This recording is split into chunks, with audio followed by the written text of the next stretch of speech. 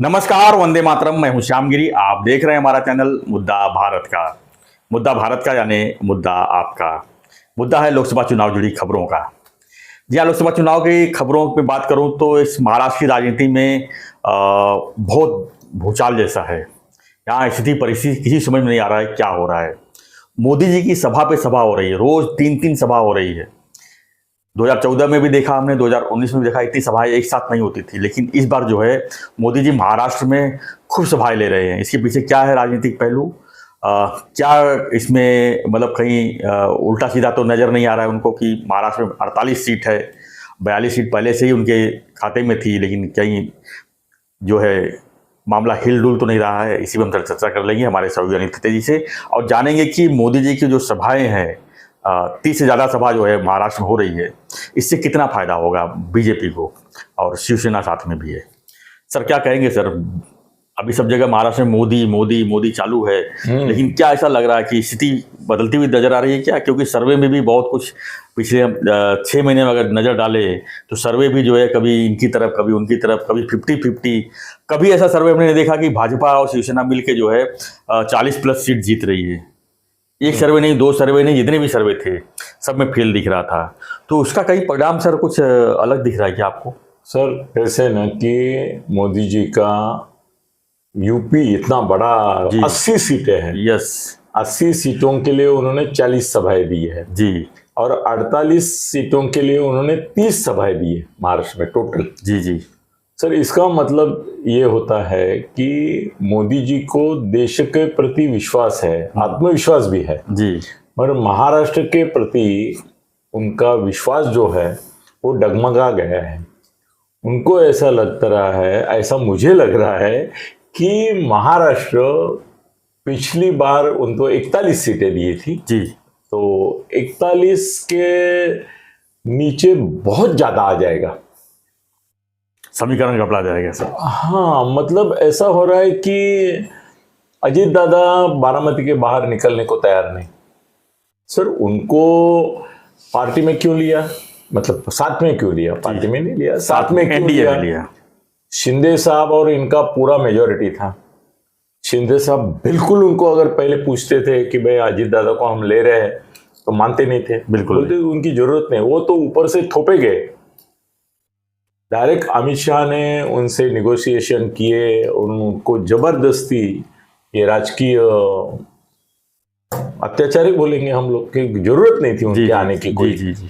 और उस समय शिंदे साहब को समझाने के लिए ऐसा बताया गया कि भाई उनके आने से शरद पवार टूटेंगे, उनकी ताकत टूटेगी। वैसे शरद पवार भी कहाँ उनके ज्यादा खासदार थे, कोई जी 5 थे टोटल नहीं। तो ऐसा कुछ ये नहीं था माहौल कि भाई उनको, राज्यसभा में भी थे उसमें, तो माहौल नहीं था कि भाई शरद पवार की बहुत बड़ी ताकत है और उनको दबाने के लिए तोड़ना पड़ेगा उनकी पार्टी वगैरह। पर बीजेपी पैनिक में है सर महाराष्ट्र के बारे में पहले से जी, और हमारे राष्ट्र के नेता, राष्ट्रीय नेता ज्यादा पैनिक में है क्योंकि अमित शाह ने डायरेक्ट निगोशिएशन करके अजीत दादा को ले भी लिया और बाद में इनको पता चला कि ले भी लिया जी, डायरेक्ट निगोशिएशन। तो मुझे ऐसा लगता है कि अमित शाह और मोदी का महाराष्ट्र का जो नेतृत्व है, सिर्फ भाजपा का नहीं, भाजपा का नेतृत्व कौन है? फडणवीस है।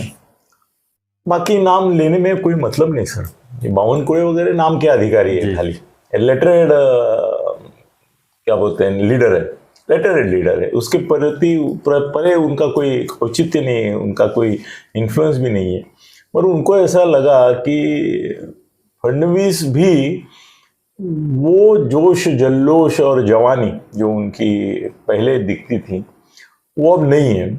असल में ऐसा है कि उसका कारण भी यही लोग हैं। उन्होंने उनको मुख्यमंत्री बनाना चाहिए था और वो बनने के लिए इच्छुक भी थे और शिंदे भी असल में ये समझ के चले थे कि मुख्यमंत्री फडणवीस ही होंगे जी, और मैं तो उप मुख्यमंत्री होऊंगा और उसके ऊपर खुश थे वो।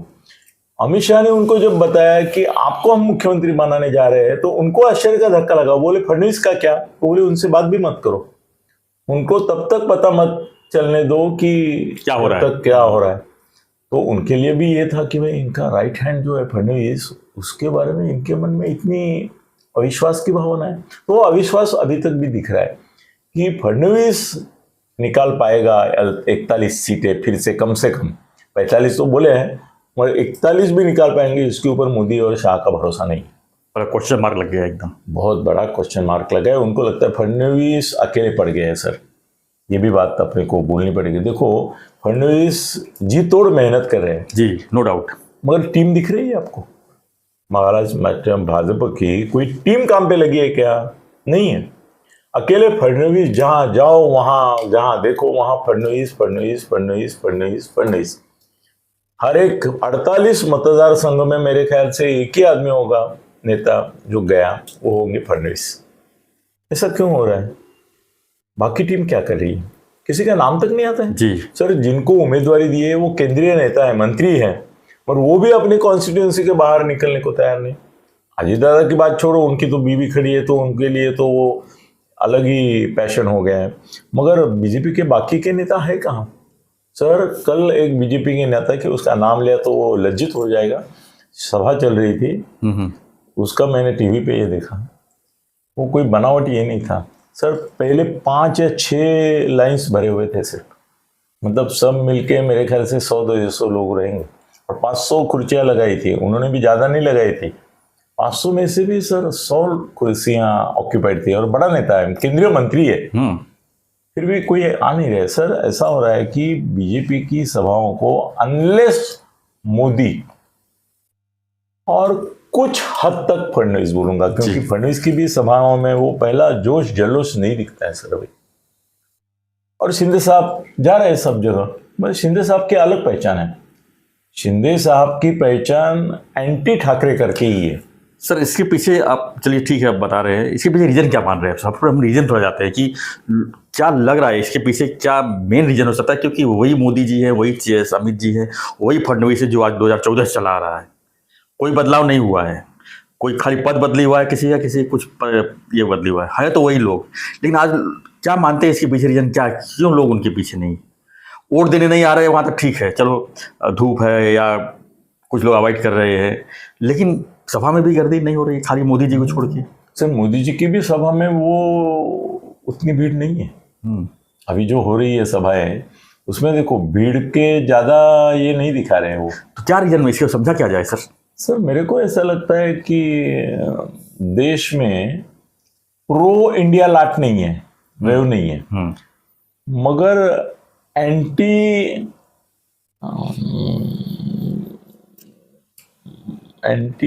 इंडिया लाट है। मैं थोड़ा बीजेपी डायरेक्ट नहीं बोलना चाहता हूँ, तो एंटी इंडिया लाट है। उनको, लोगों को ये पसंद नहीं आया है कि मोदी और अमित शाह ने राष्ट्रवादी भी तोड़ी, सेना भी तोड़ी, उद्धव ठाकरे की सेना भी तोड़ी, ईडी बाला साहब के तोड़ी, ईडी सीबीआई के, और ईडी सीबीआई के रेड किए। और सबसे बुरी बात यह है कि जिन लोगों के आरोप थे, जो इनके ही किरीट सुमैया के, उन्हीं सबको टिकट बांट रहे, उनको ही उम्मीदवारी दी जा रही है। जैसे मैंने बोला कि अभी इसका तुम्हारा अमोल कीर्तिकर के सामने इसको खड़ा कर दिया है इन्होंने आज, उसका अभी जी रविंद्र वाइकर का ऐलान हुआ सर। उसके ऊपर तो ऐसे आरोप लगाए थे अपने किरीट सोमैया ने कि संजय खुद मुझे बोला, राउत, कि कल या परसों 48 घंटे के अंदर, 72 घंटे के अंदर ये जेल जाएगा या तो बीजेपी में जाएगा। दूसरा ऑप्शन हो गया तो वो बीजेपी में गया सर, मगर शिवसेना। ऐसे बदनाम चारित्रहीन भ्रष्टाचारी आदमी को आप अमोल कीर्तिकर नाम के दूसरे भ्रष्टाचारी, जो खिचड़ी में भ्रष्टाचार किया है, उसके सामने खड़े करते हैं। तो हमारे सामने आपने विकल्प क्या रखा है कि मोदी का भ्रष्टाचारी को हम मत दे, मतलब चुनाव में वोट दे, कि उद्धव के भ्रष्टाचारी को वोट दे। कितनी नालायक स्थिति है। हम कितना मजबूर महसूस कर रहे हैं सर कि रविंद्र वाइकर, जिसकी कल तक आपने लंगोटी नहीं छोड़ी थी, उसको जेल डालने की तैयारी हो चुकी थी, उसको टिकट दिया। ऐसे तो बहुत चेहरे अजीत दादा के ऊपर नहीं है, लेकिन हाँ अजीत दादा भी बड़ा उदाहरण है। वो तो कुछ ही दिन में आ गए। 75,000 करोड़ का आरोप मोदी ने 48 घंटे बिठाया, जबकि सर उस समय इनका भी कभी कभी समझ सर क्या होता है ना, कभी कभी हम बहुत सामान्य रहते हैं, मगर असामान्य लोगों की कुछ बातें सामान्य से भी नीचे जाती है। और जैसे कांदा का है, ये तुम्हारा प्याज जो है, जिस दिन उन्होंने अनाउंस किया कि गुजरात के प्याज को अलाउड किया एक्सपोर्ट, उस दिन पहली बात मेरे मन में आई कि ये क्या पागलपन है। गुजरात के साथ साथ महाराष्ट्र करते तो महाराष्ट्र में उसका अच्छा असर आता था। जी, सबसे बड़ा प्याज का हाँ, और प्रोडक्शन फिर यहाँ पे दूसरे दिन आ गया कि हाँ नहीं महाराष्ट्र का भी कर दिया, मतलब एक रात में निर्णय हुआ।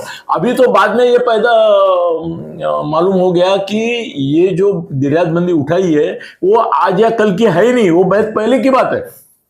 लेकिन सर सर ये यही वाइकर हो, अभी शिंदे गुट ने टिकट दिया है तो भी सर वाइकर को खिलाफ बीजेपी ने बोलना चाहिए था। नई जगह मतलब अड़े रहे, थाना के लिए अड़के रहे, कल्याण के लिए बहुत बदनामी की। कल्याण डोंबिवली में भी बीजेपी सर पहली बार दिख रही है, एक डबल गेम कर रही है।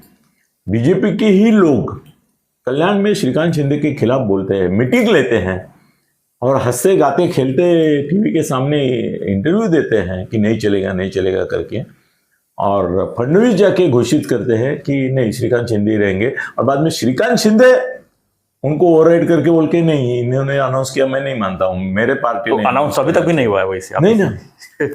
थाना में नहीं हुआ ऐसा, थाना में भी अटके रहा है, दक्षिण मुंबई नहीं हुआ है, ये अभी इसका हुआ है, मगर लेकिन सर मजा नहीं। सर बीजेपी ने ना इस बार क्रेडिबिलिटी खो दिया है, ऐसा लगता है मुझे।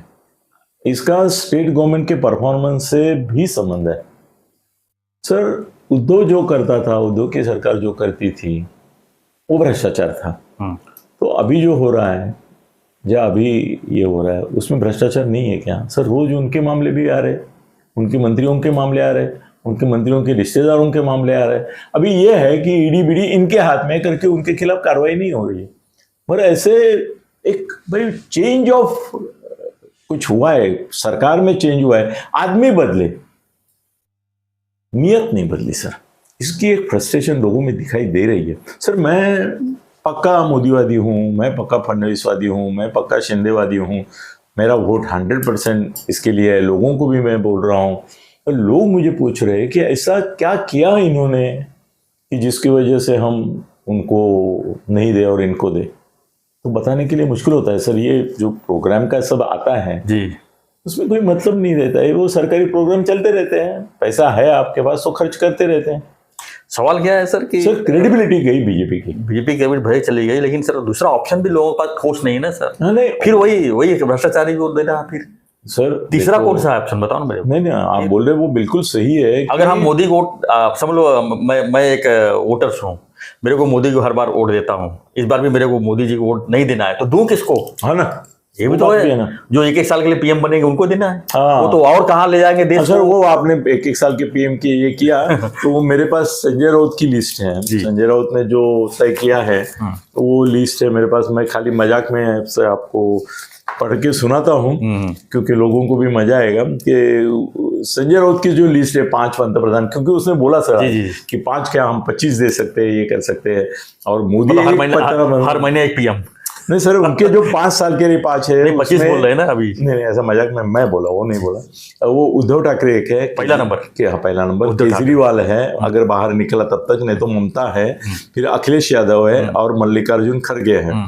तो मैंने उसको बोला कि अभी कांग्रेस को थोड़ा भी सीट ज्यादा मिलता है दूसरे क्षेत्रीय पार्टियों से, तो वो मल्लिकार्जुन खड़गे पहले रहेंगे। राहुल गांधी कहाँ गए? सर राहुल गांधी होने वाले नहीं ना, वो सलमान खान की और उनकी शादी नहीं होगी कभी। अच्छा। और वो सत्ता पे नहीं आएंगे, वो कांग्रेस के अध्यक्ष भी नहीं बनेंगे। हाँ राहुल गांधी बात ही छोड़ दो, कभी नहीं आएंगे। प्रियंका गांधी का नहीं बोल सकता मैं जी, मगर ये नहीं होगा। प्रियंका गांधी अभी कुछ है नहीं, उसको लिए प्राइम मिनिस्टर की रेस में वो नहीं है। मगर ये 5 है, उद्धव है, केजरीवाल है, ममता है, अखिलेश यादव है और मल्लिकार्जुन खड़गे। अगर इनको इंडी को कभी मिलेगा या नहीं, 100% नहीं मिलेगा, मगर हुआ तो पहली स्पर्धा मल्लिकार्जुन खड़गे क्लेम करेंगे, दूसरी बार फिर उद्धव क्लेम करेगा, नहीं तो बोलेगा हम छोड़ते हैं, ये करते हैं। मगर तब तक क्या होता है ये भी मालूम नहीं। क्यों सर? प्रकाश अंबेडकर हमने जो बोला परसों, तब मेरे को एक मैसेज आया, कुछ भी ऐसा लिखा उसने, मतलब कुछ भी बोलते हैं आप। सर मैं बोला था आपको बोलते समय कि ये चुनाव के बाद, बुरी हार के बाद उद्धव जो है वो शरण जाएगा मोदी की और उनसे पैचअप करके बोलेगा कि हमको साथ में ले। हाँ ना सर, आज प्रकाश अंबेडकर ने स्टेटमेंट दिया है। क्या? पूरे प्रकाश अंबेडकर ने बोला है कि उद्धव ठाकरे लिख के दे कि लोकसभा चुनाव में हार होने के बाद या लोकसभा चुनाव के बाद वो बीजेपी के साथ नहीं जाएगा, ऐसा मुझे उसका लिखित पत्र दे दो। एफिडेविट नहीं, सादे कागज पे लिख के दो कि मैं नहीं जाऊंगा, क्योंकि वो बोला ये 100% जाने वाला है। सर हम जो बोल रहे थे वो अभी प्रकाश अंबेडकर ने भी आज बोला है कि ये वहां जाने वाला है। सर शरद पवार का भी भरोसा नहीं है। अभी करे क्या? परसों हमने बोला कि कैसी सरकार बनने वाली है अगली, कुछ बता नहीं सकते। सर इस बात माहौल में क्या हुआ है ना, सब साले चोर है, ऐसा लोगों को लगने लगा। एक मोदी ही है जो तारनहार है जी, इसके लिए मोदी के लिए ये कर रहे हैं। मगर सर कैसे इंदिरा गांधी बदनाम क्यों हुई?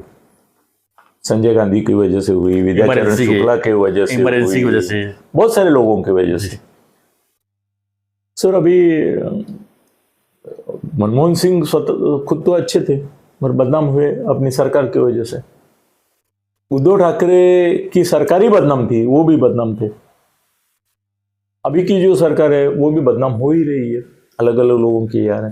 तो ऊपर मोदी बहुत अच्छे हैं मगर लायक पंतप्रधान और नालायक उम्मीदवार, ऐसा हो गया। इसके लिए भी लोग बहुत परेशान। कल मैंने एक वीडियो बनाया था, उसमें मतलब मैं अकेले था, उसमें मैंने यही कहा था लोगों से कि आप जो है एक प्रधानमंत्री का चेहरा चुनिए, उम्मीदवार मत देखिए, क्योंकि उम्मीदवार को पार्टी भी बदल देती है अगर काम नहीं करता है। आप तो बाद में बदली करेंगे, पार्टी ही उनको बदल देती है। इसलिए देश को कौन संभाल सकता है, देश को कौन मतलब विकसित देश की तरफ ले जाने की बात करता है, उसको वोट दो। सर बीजेपी को 6 में से 3 उम्मीदवार मुंबई में बदली करने पड़े, ये उनके अपयश की कबूली है। पूनम महाजन, गोपाल शेट्टी, तो क्या हो गया है कि नहीं कि उनके 6 में से 3 नालायक निकले। मुलुंड के क्या नाम है, कोटक, मनोज कोटक, 3 तो मतलब उन्होंने भी एक्सेप्ट किया कि हमारे 3 नालायक निकले। हाँ सीधी सी बात है, काम नहीं करेंगे तो मतलब लोग बाद में हराएंगे, पहले पार्टी को हरा देगी। ठीक है सर। मोदी की सभा के बिना, अभी मोदी की सभा की वजह से मुझे आशा है कि ये 35-40 सीट निकल सकती है। 35 पकड़ चले सर। नहीं 35 तो मिलेगी किसी भी हालत में इनको अभी, मगर 40 के अगर जाएंगे तो ये मोदी जी की 30 मोदी जी की जीत होगी खाली। मोदी जी की जीत और फडणवीस की हार है। क्या बोले अभी इतना फडणवीस, शिंदे और अजित दादा की हार है कि मोदी को 30 बार आना पड़ रहा है। और ये सब सभाएं सब पीएम ऑफिस से, मतलब मोदी के ऑफिस से तय की जा रही है जी। मुंबई में भी पूछा भी नहीं जा रहा है, मुंबई में भी सभा आने वाले दिन में, देखते हैं सर। बुरी बात है। नहीं ठीक है, मैं बोलता हूँ कि देश में अभी तो मैं सर इतना नीचे गिर रहा हूँ हर दिन कि 400 पार नहीं 300 पार भी हुआ तो बहुत बड़ा हो गया। मोदी की सरकार, आपकी बार मोदी सरकार यही सही है, आपकी बार 400 पार नहीं बिलीव करते, नहीं बिलीव करते हम लोग, नहीं होगा ऐसा। तो फ्रेंड्स आप लोग क्या मानते हैं इस बात को, हमें कमेंट बॉक्स में जरूर लिखिए, और ऐसी खबरों के लिए बने रहिए हमारे साथ, और चैनल को लाइक शेयर और सब्सक्राइब जरूर कीजिए। हम लोकसभा से जुड़ी हुई हर खबरों का विशेष जो है रोज जो है 3-3, 4-4 वीडियो में करके आप तक पहुंचाते हैं। तो इसके लिए आपसे भी रिक्वेस्ट है कि आप जो है हमारे चैनल को ज़्यादा से ज़्यादा फॉरवर्ड कीजिए, सब्सक्राइब करवाइए और लाइक कीजिए। और अनिल गगनबेदी सत्ते, मराठी अगर देखना है तो 15-20 वीडियो रोज डाल रहा हूँ अनिल गगनबेदी सत्ते के ऊपर, आपको टाइम मिला तो वो भी देख लीजिए। धन्यवाद। जय हिंद, जय महाराष्ट्र, जय श्री राम।